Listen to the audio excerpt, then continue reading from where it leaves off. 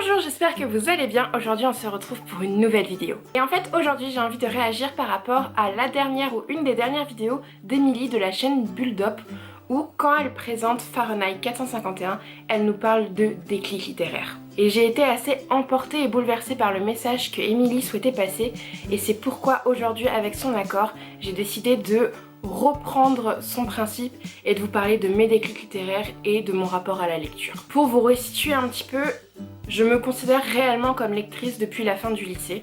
Quand j'étais en fait en médecine et que ça me plaisait pas forcément, je me suis perdue dans la lecture en quelque sorte pour que ces 2 années de médecine passent mieux.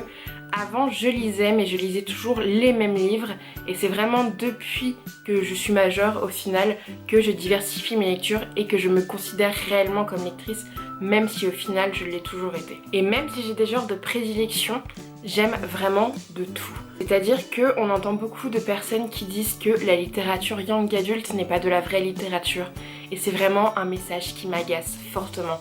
La littérature young adulte, ce n'est pas une littérature qui est au final à destination des adultes. C'est sa définition, même si les adultes ont le droit d'en lire. La littérature young adulte, c'est de la littérature, point. C'est à la base à destination des jeunes adultes, comme son nom l'indique, mais n'importe qui, en tout cas en personne avertie, peut lire ces livres. C'est-à-dire qu'une personne, si elle a 80 ans, si elle a envie de lire Phobos, elle lit Phobos. La littérature young adulte, c'est une littérature qui est vraiment apparue il y a quelques décennies et qui a connu un boom depuis la publication d'Harry Potter. Et j'ai envie de remercier J.K. Rowling dans cette vidéo pour avoir écrit Harry Potter, parce que c'est vrai qu'avant on avait la lecture jeunesse et la lecture adulte, et les adolescents pouvaient peut-être se sentir moins accompagnés. Ils n'avaient pas forcément de lecture qui leur était vraiment propre, ainsi ils lisaient des livres pour adultes. Et la littérature young adulte, c'est vraiment un nouveau phénomène, un énorme phénomène, et c'est vraiment génial que la littérature young adulte existe, et je ne comprends pas à quel moment on peut considérer cette littérature comme de la sous-littérature. Personnellement, j'ai 23 ans, c'est mon genre littéraire préféré, alors peut-être que je commence à être un peu vieille pour être dans la cible, mais personnellement je m'en fous complètement. J'adore suivre les aventures des personnages qui sont à destination des young adultes, et je m'éclate à lire ça. Autre stéréotype, c'est les lecteurs de romances, qui sont considérés déjà tout le temps comme des femmes, alors que certes la majorité ce sont des femmes, mais il y a des hommes aussi qui lisent de la romance, et il faut pas leur priver de ce bonheur de lire de la romance. Je veux dire par là qu'ils n'ont pas à se sentir mal de lire de la romance, qui est à la base une littérature à destination des femmes, mais si des hommes se retrouvent dans la littérature de romance, qu'ils lisent de la romance. Franchement, la lecture c'est un loisir, une activité qui, même si on lit seul, qui rapproche les gens. C'est vraiment un bien culturel qui, à mon sens en tout cas, rapproche les gens, et je comprends pas pourquoi on peut faire des stéréotypes de « Ah mais tu lis de la romance, ah mais tu lis la littérature young adulte, non mais désolé, moi je lis que La Blanche de Gallimard ». Non, tu lis un livre, t'as un lecteur, point. T'as pas à te sentir sous-estimé, t'as pas à t'en sentir bête de lire des livres qui ne sont pas considérés comme érudits, on va dire. C'est un vrai bonheur de pouvoir être un lecteur, de pouvoir lire, et juste faut s'assumer complètement, et faut arrêter de se sous-estimer, et que les autres surtout nous sous-estiment par rapport à ce qu'on lit. C'est tellement beau d'être un lecteur, c'est tellement beau de pouvoir lire autant de livres qu'on veut et d'aimer cette activité. Donc n'importe quel livre, enfin on peut lire n'importe quel livre, on a le droit, on a le choix de lire ce qu'on veut. On a tellement une offre assez immense dans le paysage éditorial français et même ailleurs si on lit de la VO ou autre, que c'est tellement dommage de stéréotyper les lecteurs et les lectures. J'ai envie de lire de la romance, je lis de la romance. J'ai envie de lire de la SF, je lis de la SF. J'ai envie de me lire le dictionnaire Larousse de A à Z, je me lis le dictionnaire Larousse de A à Z. Je ne vois pas pourquoi je n'aurais pas le droit de lire ce que je veux. C'est aussi un message que je voulais faire passer à travers cette vidéo, qui à la base parle du déclic littéraire, parce que pour moi, un lecteur c'est quelqu'un qui lit et qui peut lire n'importe quoi. Il a le droit de lire ce qu'il veut, il lit, et juste c'est tellement une belle activité qu'il n'y a pas à catégoriser ça. Pour revenir au déclic littéraire, pour ma part, il s'est opéré via 2 livres, vraiment, ou un livre et une saga, qui bizarrement, je vous disais tout à l'heure que je suis une lectrice depuis que j'ai 18 ans, en tout cas je me sens lectrice depuis que j'ai 18 ans, mais plus j'y pense, et en fait, et plus j'étais lectrice avant, mais je me considérais pas comme telle parce que je lisais toujours les mêmes choses. Déjà, pour vous dire mon premier souvenir de lectrice, J'étais en dernière section de maternelle et on était 3 à savoir lire dans la classe. Et je me rappelle exactement comment la classe était, je me rappelle exactement avec les personnes que j'étais, c'est trop marrant. Et en fait, la maîtresse nous a proposé de faire la lecture aux petites sections, donc ceux qui avaient 2 ans de moins que nous. Du coup, avec mes 2 camarades de classe, on avait lu, alors il me semble que le titre c'est Les 7 chevreaux et le loup, quelque chose comme ça.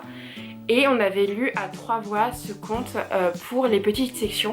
Et ça, c'est mon premier souvenir de lectrice. Ensuite, quand j'ai été en primaire, j'allais à la bibliothèque de l'école. Et je lisais pas vraiment de romans, je lisais surtout les J'aime lire, les Géos pour les enfants. Enfin, j'étais plus vraiment documentaire, assez côté animalier d'ailleurs. Je me rappelle d'un avec un fennec en couverture qui était genre mon préféré, je l'empruntais tout le temps, j'adorais lire le reportage sur le fennec. Mais je lisais assez peu de romans. Et dans cette bibliothèque, un jour où j'avais fait le tour des J'aime lire, je me suis dit bon, je vais peut-être lire un roman. Et mon premier souvenir, et ça je pense que si vous me suivez sur la chaîne, vous voyez de quel livre je parle, mais mon premier souvenir de roman que j'ai lu, c'est L'œil du loup de Daniel Pénac, qui est un de mes livres préférés, mon livre chouchou, je l'ai relu il y a quelques années. Et ce livre, c'est de 7 à 77 ans, c'est un livre incroyable qui parle à tout le monde. Et c'est vraiment mon premier souvenir de roman. Et je me suis éclatée avec ce livre, c'est un livre merveilleux. Et c'est mon premier déclic littéraire. Après, pendant quelques années, j'ai pas vraiment souvenir d'avoir lu. En tout cas, c'est une activité que je perdais. Et honnêtement, à l'époque, j'avais pas de téléphone, pas d'ordinateur, pas internet, tout ça. Je me demandais bien ce que je faisais de mes soirées, honnêtement. Et après, on est arrivé au collège. Et alors là, je me souviens que bon, au CDI, j'ai emprunté parfois des livres. J'avais participé à un prix littéraire, mais je suis incapable de me rappeler du nom. Je sais juste qu'il y avait un livre qui me faisait peur avec une énorme chenille dessus. C'était la science-fiction pour jeunes ados. Et qui m'avait fait peur mais que j'avais beaucoup aimé. Et je me souviens emprunter des Agatha Christie à l'époque. C'était encore les couvertures jaunes du masque et du coup il y avait toute une étagère dans le CDI avec les Agatha Christie. Et c'est des livres qui m'avaient marqué, j'avais dû en lire 4 ou 5. Mais vraiment mon souvenir du collège, c'est quand ma maman m'emmenait à la bibliothèque municipale de la ville à côté de chez nous. Parce que je vivais dans un village où on n'avait pas de bibliothèque, même si le bibliobus passait. Et mon grand souvenir de lectrice, c'est la saga Journal d'une princesse de Meg Cabot. C'est mon plus gros, je pense, déclic littéraire, même si L'œil du loup en est un. Là, je vous montre le tome 3 parce que à l'époque c'était mon tome préféré et que je n'ai pas le tome 1 avec moi parce que maintenant j'ai des collègues qui ont des filles de 10-12 ans à qui je prête volontiers les premiers tomes de cette saga parce que c'est une saga à découvrir, je trouve qu'elle est vraiment exceptionnelle. Et cette saga, je les ai empruntées à la bibliothèque et je les lisais d'une traite, je les lisais hyper vite. Et je me rappelle qu'à l'époque, je me sentais trop mal parce que il y avait que les 6 premiers tomes à la bibliothèque. Et le 6, c'est pas que c'est pas le meilleur, mais il y a de l'eau dans le gaz, on va dire. Et du coup, j'étais détruite, je me suis dit non mais si c'est une saga en 6 tomes et tout, ça va être horrible et tout. Et plusieurs années après, je me suis rendu compte vraiment vers la fin du collège, parce que ça c'était la date du début du collège, qu'il y avait plus de tomes et j'étais tellement rassurée parce que c'était horrible pour moi sinon. Et c'est vraiment la saga que j'ai relue. Honnêtement, l'été dernier, j'en ai relu encore des tomes. Mais maintenant, j'ai arrêté, mais c'est vraiment... J'ai dû la relire au moins 10 fois cette saga, tellement elle m'a marquée. Et pour moi, c'est le déclic littéraire qui a forgé ma vie de lectrice, même si c'est avant la période où je me considère lectrice, parce que vraiment, mais pendant au moins 6 ans, je ne faisais que relire cette saga. Dès que j'avais fini tous les tomes, je reprenais au tome 1, et je ne faisais que ça de ma vie de lectrice. Et du coup, après ça, le lycée est passé. Alors, comme j'étais interne au lycée, c'était assez compliqué, j'avais que les week-ends pour moi, et honnêtement, je lisais très peu. Et du coup, en fait, je lisais très peu au lycée, et oui, c'est vraiment avec les années de médecine où je n'avais cours que le matin et je n'avais pas forcément envie de bosser mes cours l'après-midi que je me suis mise à lire. C'est la saga Hunger Games notamment qui m'a fait reprendre goût à la lecture. C'est vraiment à partir de ce moment-là que je me suis sentie pleinement une lectrice, même si j'ai conscience que j'en étais une avant. C'est vraiment une vidéo qui me touchait à cœur et je remercie Émilie d'avoir été à l'initiative de son idée de vidéo que j'ai trouvée vraiment exceptionnelle. Maintenant, je me sens une lectrice épanouie grâce à L'œil du loup, grâce à Journal d'une princesse qui sont vraiment mes 2 plus gros déclics littéraires et je sais pas quelle personne je serais en fait sans avoir lu ces livres. Même pas quelle lectrice je serais mais quelle personne je serais. Parce que Les livres me forgent en tant que personne, maintenant ça prend une place énorme dans ma vie. Je suis lectrice, j'en parle sur les réseaux sociaux, j'étudie et je travaille dans le monde de l'édition. Donc je ne sais vraiment pas quelle personne je serais sans ça et je suis heureuse d'avoir eu ces déclics littéraires. Je suis heureuse de compter L'œil du loup de Daniel Pénac et Journal d'une princesse dans ma vie de lectrice. Je suis heureuse d'avoir eu une prof de français en première qui a été une prof de français exceptionnelle et qui m'a aidée à aimer les livres qu'on nous imposait de lire au lycée et au collège.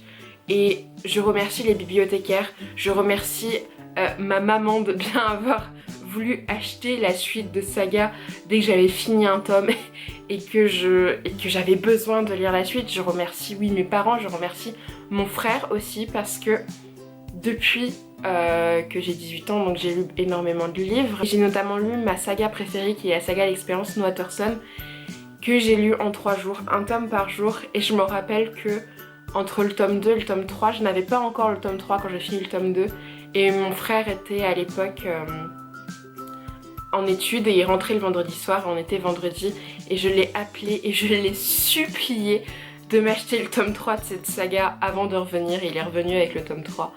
Et du coup merci à ma famille de m'accepter en tant que lectrice parce que c'est une activité relativement solitaire même si après on le partage, mais sur le coup moi je lis seule et je remercie ma famille de m'accepter comme ça et de temps en temps d'aller m'enfermer dans la chambre pour dévorer des bouquins tout simplement. Et juste je suis fière de la lectrice que je suis. Je lis de la young adulte, je lis parfois de la romance, je lis de la science-fiction, je lis du polar, je lis du contemporain. J'essaie de lire un peu de tout. J'essaie de m'ouvrir à d'autres genres littéraires. Récemment je lis de la fantasy, chose que je ne pensais pas faire un jour. Et je remercie les maisons d'édition, les libraires, tous les acteurs de la chaîne du livre de nous proposer autant de genres littéraires, autant de livres aujourd'hui parce qu'on peut tous se considérer lecteurs parce qu'il y a forcément quelque part dans une librairie en France un livre qui nous convient. Juste merci d'avoir mis les livres dans notre vie, de les avoir mis dans la mienne.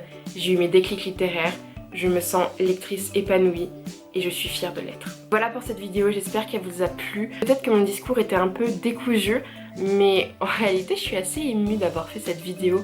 Je l'avais pas vraiment préparée et je pense que ça se ressent et je m'en excuse si vous pensez que c'est pas assez préparé. Mais c'est une vidéo que j'avais envie de faire de manière spontanée et c'est ce que j'ai fait. Et j'espère que les résultats vont me plaire, j'espère qu'il va vous plaire. Mais j'avais envie de partager ça avec vous. N'hésitez pas à me dire vos déclics littéraires en commentaire sous cette vidéo. N'hésitez pas à me dire votre expérience de lecture si vous ressentez le besoin de le partager. Si vous voulez me suivre sur mes autres réseaux sociaux, tous les liens sont en barre d'infos. Et sur ce, je vous fais plein de bisous et je vous dis à la semaine prochaine dans une nouvelle vidéo.